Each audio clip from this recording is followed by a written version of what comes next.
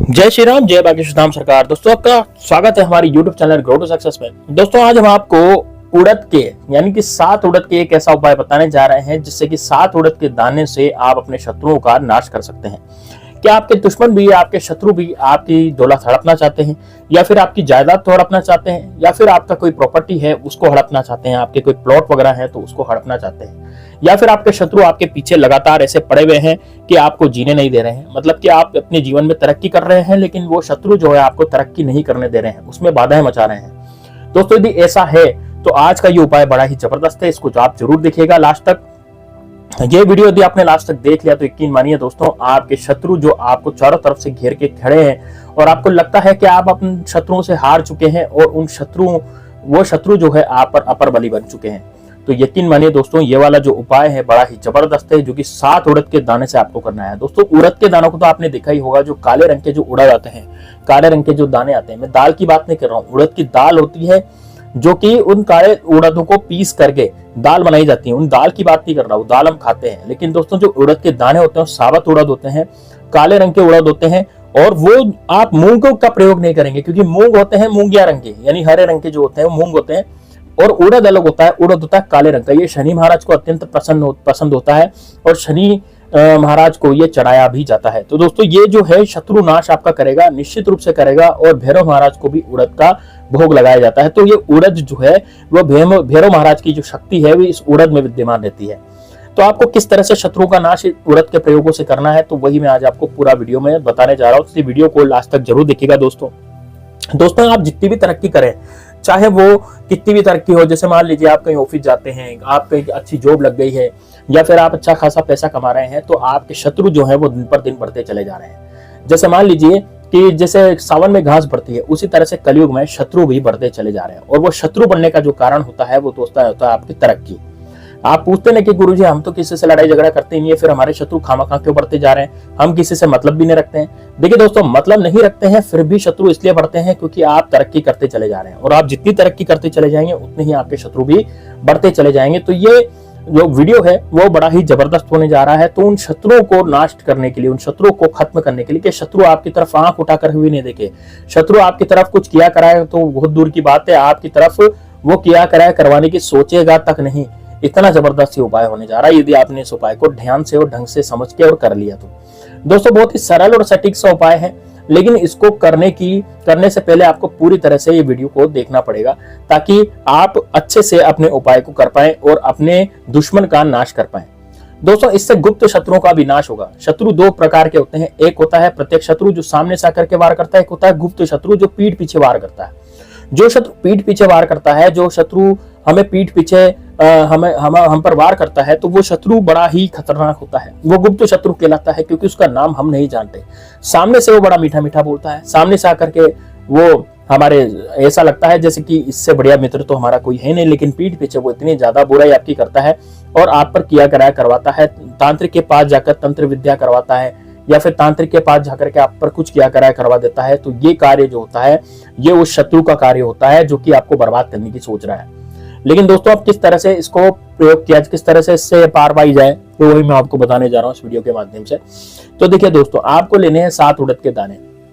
अब दोस्तों 7 उड़द के दाने ले लें और आप आटा ले लें। आटा मतलब गूंदा हुआ आटा, यानी कि थोड़ा सा एक कटोरी में या एक छोटी सी प्लेट में आपको छोटा सा आटा गूंदना है, ज्यादा नहीं गूंदना, बस इतना गूंदना है कि ये उड़द के दाने जो हैं वो इसमें लगे। मतलब कि ये मान लीजिए कि आपको 2 चम्मच आटा ले लें, आप जो टेबल स्पून होती है यानी खाने की जो चम्मच होती है ना, जिससे पोहे वगैरह खाते हैं, जिससे हम छोटी वाली चम्मच जो होती है टेबल स्पून जिसे या टी स्पून बोलते हैं, तो उससे आप 2 या 3 चम्मच आटा ले लीजिए और उस आटे को आराम से उसमें पानी मिलाइए, यानी इसको गूंथ लीजिए, यानी पानी की सहायता से उसको आराम से गूंथ लीजिए। और गूंथने के बाद अब आपको क्या करना है, ये सामग्री लेकर के आपको अपने घर की पश्चिम दिशा की तरफ मुंह करके बैठ जाना है। दोस्तों पश्चिम दिशा की तरफ इसलिए मुंह करना है क्योंकि शनि महाराज का ये प्रयोग है, और शनि महाराज का प्रयोग जो है वो पश्चिम दिशा में ही किया जाता है। तो पश्चिम दिशा में आप मुंह करके बैठे, और अब देखिए कई लोगों को क्या है, टांगों में दर्द होता है, यानी टांगों को उठने बैठने में, जमीन पर बैठने में कष्ट होता है। तो जिनको जमीन पर नहीं बैठा जाता, जो जमीन पर नहीं बैठ सकते, वो टेबल कुर्सी पर भी बैठ करके इस उपाय को कर सकते हैं। बस उनका जो मुंह है, उनका जो फेस है उपाय करते समय वो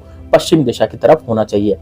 इतना आपको ध्यान देना। अब आपको क्या करना है इसमें, ध्यान से सुनिएगा। देखिए दोस्तों, सबसे पहले तो आपको ये जो उड़द आपने लिए हैं, ये एक कटोरी में आप ले लीजिएगा या एक प्लेट में आप उड़द के दाने ले लीजिएगा और आपको एक आटा जो है गुथा हुआ वो आपने लेना है, पिट्ठी बना लेनी है आटे की।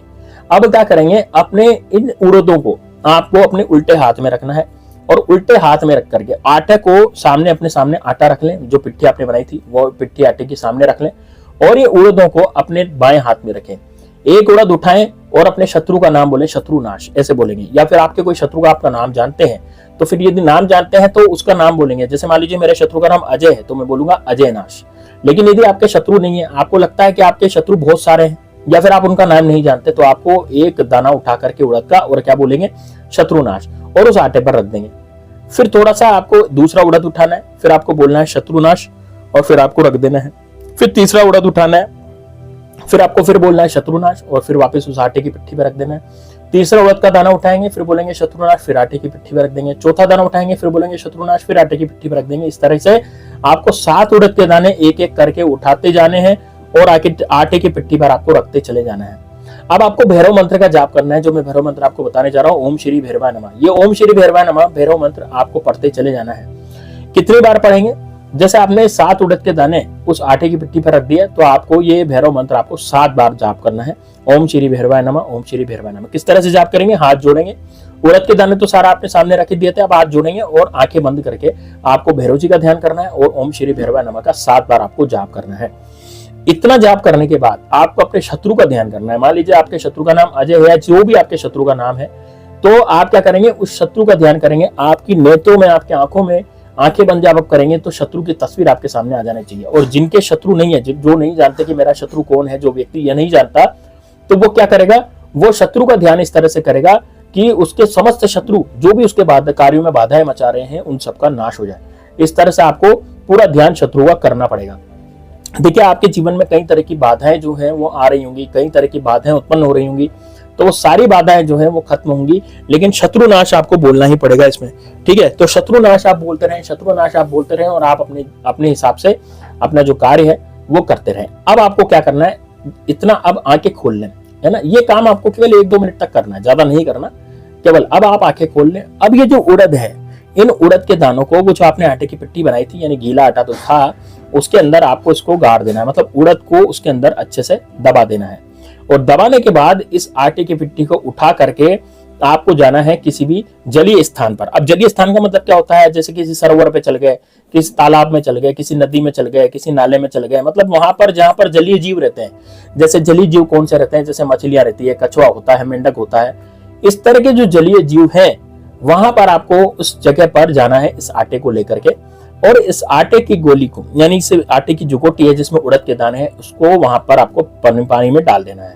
अब जैसे जैसे वो जलीय जीव इसको खाएंगे, उड़द को भी खाएंगे, साथ में इस आटे को भी खाएंगे, तो यकीन मानिए आपके जो दुश्मन है वो सब सारे के सारे दुश्मन, कुछ किया कराए तो करवाना की तो बहुत दूर की बात है दोस्तों। जैसे ही वो जलीय जीव उसको खाएंगे तो आपके ऊपर जो शत्रु ने जादू कर रखा था, आपके ऊपर जो शत्रु ने कुछ किया कराया करवा रखा था, वो तो खत्म हो गई, साथ में आपकी रक्षा भी होने लग जाएगी। यानी कि आपका शत्रु जो है वो रोएगा, पछताएगा, गिड़गिड़ाएगा, आपके शत्रु की हालत गंभीर हो जाएगी।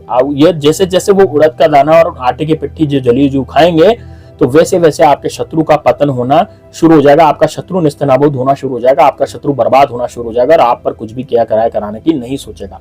तो बड़ा ही जबरदस्त उपाय है, इसको जरूर कीजिएगा दोस्तों। किसी भी दिन इसको कर सकते हैं, शनिवार के दिन करेंगे तो ज्यादा अच्छा रहेगा, मंगलवार के दिन करेंगे तो ज्यादा अच्छा रहेगा। लेकिन यदि आपको लगता है कि आपके शत्रु बहुत ज्यादा आपको परेशान कर रहे हैं तो आप किसी भी दिन इसको कर सकते हैं, ये निश्चित रूप से फल देता है दोस्तों। सूर्यास्त से लेकर के सूर्योदय तक आप कभी भी इसको सूर्य उदय से लेकर के सूर्यास्त तक आप इसको कभी भी कर सकते हैं दोस्तों। कमेंट बॉक्स में जय श्री राम, जय बागेश्वर धाम सरकार जरूर लिख दीजिएगा। वीडियो को लाइक कीजिएगा, उसको शेयर कीजिएगा ज्यादा से ज्यादा, ताकि और लोगों तक ये वीडियो पहुंच सके।